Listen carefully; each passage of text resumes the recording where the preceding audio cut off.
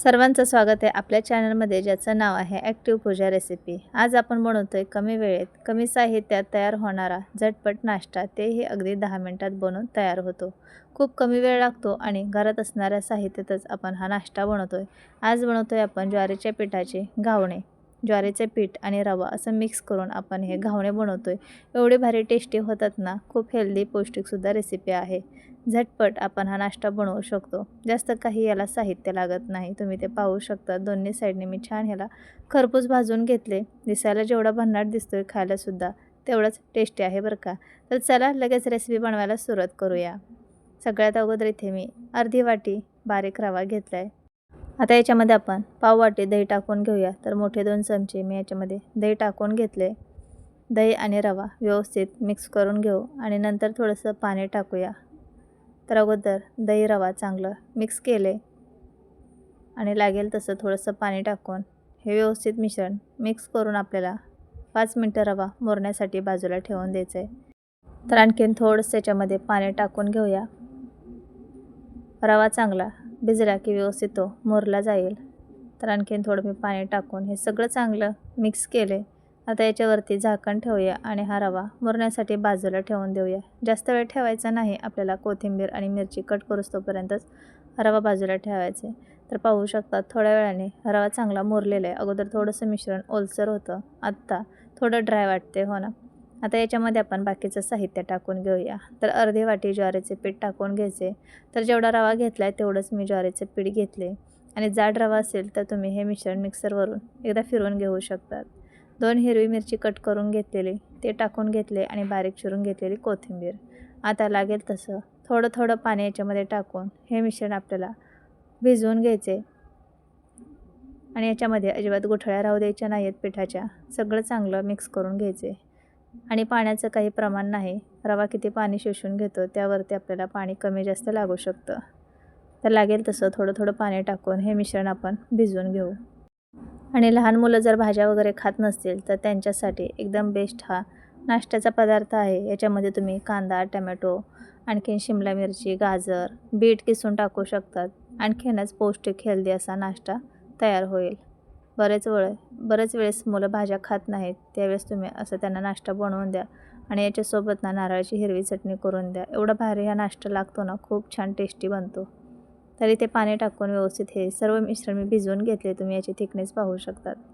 आता याच्यामध्ये 2 चिमूट एवढा मी खाण्याचा सोडा टाकला आहे। तुम्ही सोडा खाण्याचा टाकू शकतात किंवा मग 1 चमचा एनो टाकू शकतात। आता हे सगळं चांगलं मिक्स केले, चवीनुसार मीठ टाकून घेऊया आणि परत एकदा हे व्यवस्थित मिक्स करून घेऊ। तर तुम्हाला याची थिकनेस दिसत असेल, अशा पद्धतीने हे मिश्रण मी भिजवून घेतले। आता पॅन गरम झाला की त्यावरती थोडंसं आपण तेल लावून घेऊया आणि मिश्रण जर खूप घट्ट वाटत असेल तर त्याच्यामध्ये थोडंसं पाणी टाकून परत तुम्ही हे मिश्रण थोडंसं पातळ करून घेऊ शकतात। आता पॅन गरम झाला, त्यावरती आपण तेल लावून घेतले। तळापासून व्यवस्थित हे मिश्रण हलवून घ्यायचे आणि 1-1.5 पळी एवढं मिश्रण पॅनवरती सोडून घ्यायचं। हे पहा अशा पद्धतीने आता खूप याला छान जाळी पडते आणि लगेचच अलगद हाताने थोडंसं पसरवून घ्यायचे। खूप जाड बनवायला नको किंवा खूप पातळ नको, मीडियम असा हा मी नाश्ता बनवून घेते। घावणे पातळ असतात, पण मी ते थोडीशी याची थिकनेस जाडसर ठेवली आहे। खूप जाड नाही आहे, पण थोडीशी मीडियम असं मी हा नाश्ता बनवून घेतला आहे। तर हलक्या हाताने थोडंसं पसरवून घेतले आणि पाहू शकतात किती छान याला जाळी पडली आहे। साईडने थोडंसं तेल टाकून घेऊया आणि पलटण्याच्या अगोदर वरूनसुद्धा थोडं तेल लावून घ्यायचे आणि नंतर आपण हे घावण पलटी करून घेऊया। तुम्हाला याच्यापेक्षा आणखीन पातळ बनवायचे असेल तर मिश्रण आणखीन पातळ करून घ्या आणि पातळ असे तुम्ही यापासून घावणे बनवू शकतात। तर इथे किती छान कलर आला आहे पहा। एक साईड चांगली भाजून झाली, आता आपण दुसरी साईडसुद्धा छान भाजून घेऊया। अलटी-पलटी करून हे घावण छान खरपूस होईपर्यंत भाजून घेतले। हे पहा किती छान याला खरपूस असा रंग आला आहे। तर तुम्हाला मीडियम बनवायचे असतील तर असे बनवू शकतात आणि कुरकुरीत म्हणजेच पातळ घावण पाहिजे असेल तर तसंसुद्धा बनवू शकतात। तर जाळीवरती काढून घेऊया। आणखीन एक मी हे घावण तुम्हाला बनवून दाखवते। पॅनला थोडंसं तेल लावून घ्यायचे आणि 1-1.5 पळी एवढं मिश्रण पॅनवरती टाकून हलक्या हाताने पसरवून घ्यायचं। थोडंसं याला गोल असा आकार देऊन घ्यायचा आणि थोड्या वेळानंतर तेल लावून हे घावन पलटी करून घेऊया. तर राहिलेलेसुद्धा सर्व घावन मी असेच बनवून घेणार आहे. याच्यामध्ये आपण कोथिंबीर आणि हिरवी मिरची टाकली, त्यामुळे खूप छान याला चव आली आहे आणि भन्नाट असे आपले घावन बनवून तयार होतात. आणि तुम्ही पाहिलंच आहे, साहित्य तर किती कमी लागतं आणि घरात असणाऱ्या साहित्यात कमी वेळेत हा नाश्ता बनवून तयार होतो. रोज रोज चपाती भाजी किंवा पोहे उपीट इडली खाऊन कंटाळा आला असेल, त्यावेळेस तुम्ही ज्वारीच्या पिठाचे असे घावणे बनवून पहा. सर्वांना खूप आवडतील आणि बनवायलासुद्धा खूप म्हणजे खूप सोपे आहेत. पहिल्याच प्रयत्नात कोणालाही सहज जमतील. तर इथे मी 2 घावन बनवून तुम्हाला दाखवलेत. आहेत की नाही बनवायला सोपे. आणि हे ज्वारीच्या पिठाचे घावणे तुम्ही नारळाच्या चटणीसोबत खाऊ शकतात किंवा शेजवान सॉस, टोमॅटो सॉससोबतसुद्धा छान लागतात. तर राहिलेलेसुद्धा सेम अशाच पद्धतीने मी हे घावण बनवून घेते. तर माझ्या रेसिपी पाहायला आवडत असतील तर चॅनलला सबस्क्राईब करा, लाईक, कमेंट, शेअर करा आणि शेजारी असणाऱ्या बेल आयकॉनवरसुद्धा क्लिक करा. त्यामुळे तुम्हाला रोजच्या रोज व्हिडिओचं नोटिफिकेशन मिळेल आणि तुम्ही कोणतीच रेसिपी मिस करणार नाही. आपण भेटूया पुढच्या अशा साध्या सोप्या भन्नाट रेसिपीमध्ये. बाय. हाय, हॅलो, नमस्कार. स्वागत आहे तुमचं ॲक्टिव्ह पूजामध्ये. मी पूजा. आज आपण बनवतोय मूग डाळीपासून झटपट होणारा नाश्ता. तर मूग डाळीमध्ये भरपूर प्रमाणात प्रोटीन असतं.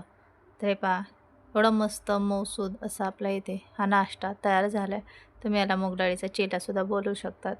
आणि तुमच्या आवडीच्या भरपूर अशा भाज्या याच्यामध्ये टाकून तुम्ही हा नाश्ता बनवू शकतात. हा नाश्ता तुम्ही मुलांच्या टिफिनमध्ये किंवा अधेमध्ये भूक लागेल तेव्हासुद्धा बनवून देऊ शकतात, नाश्त्यामध्ये बनवू शकतात. आणि हा नाश्ता खाल्ल्यानंतर लवकर भूकसुद्धा लागणार नाही, एवढा पोटभरीचा हा नाश्ता बनवून तयार होतो. तर चला रेसिपी बनवायला सुरुवात करूया. सगळ्यात अगोदर आपल्याला काय काय साहित्य लागणार आहे ते पाहूया. 1 वाटी मूग डाळ आपल्याला भिजवून घ्यायची. रात्रभर भिजवू शकता किंवा 2-3 तास भिजवली तरी चालेल.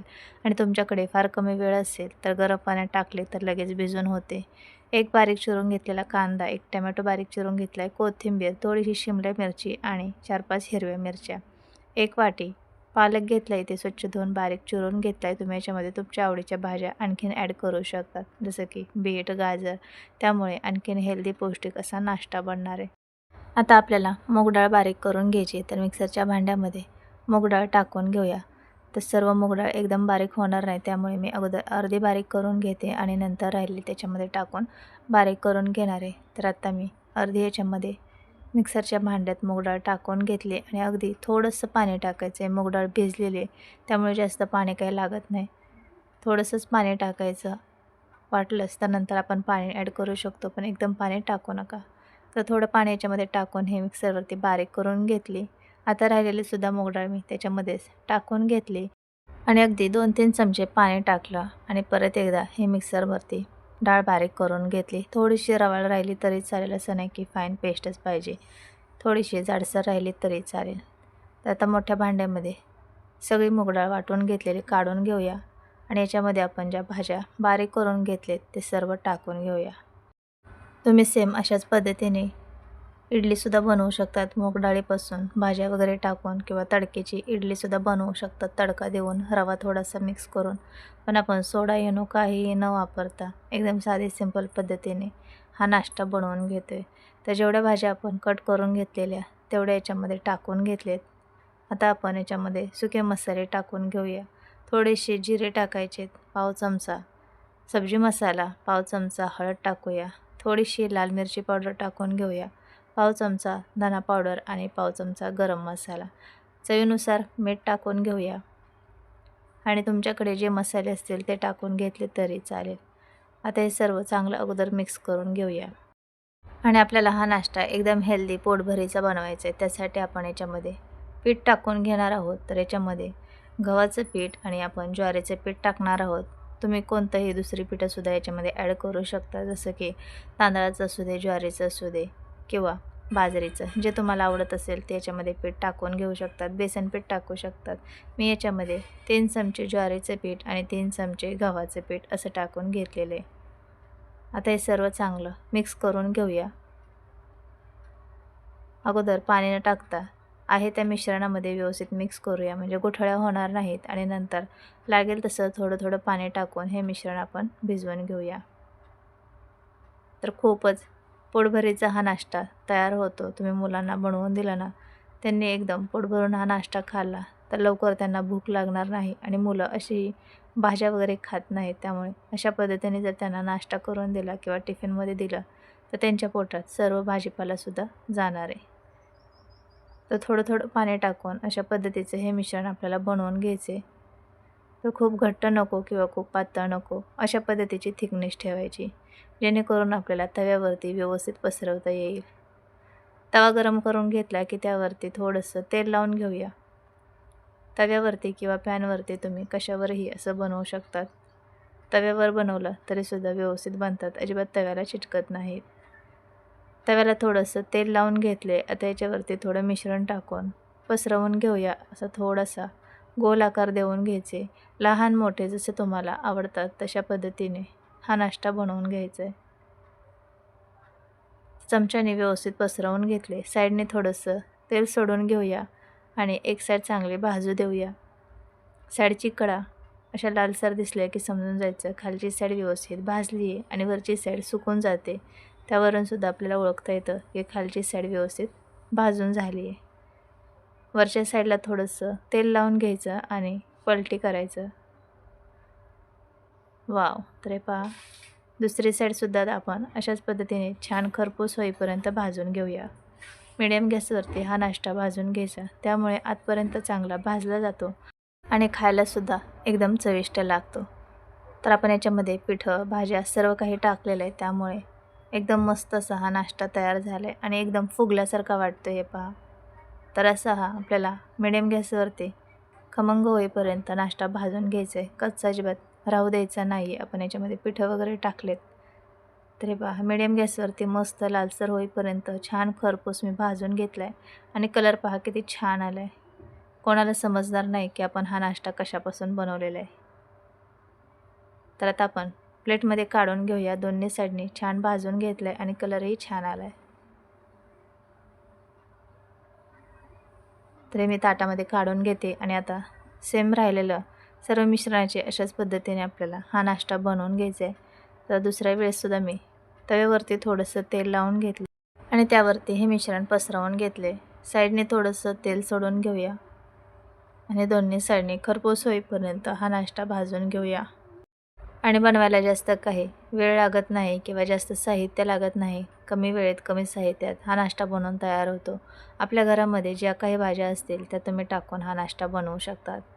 तर किती सोपी रेसिपी आहे, तुम्ही पाहिलीच आहे. तर एकदम हाय प्रोटीन नसलेला हा नाश्ता आपण बनवून घेतला आहे. तर बाकीचे सुद्धा राहिलेले सेम अशाच पद्धतीने आपण हे मूग डाळीचे चिले बनवून घेऊया. तर कशी वाटली तुम्हाला ही रेसिपी नक्की कमेंटमध्ये सांगा आणि थोडी जरी रेसिपी आवडली असेल तर एक लाईक करा.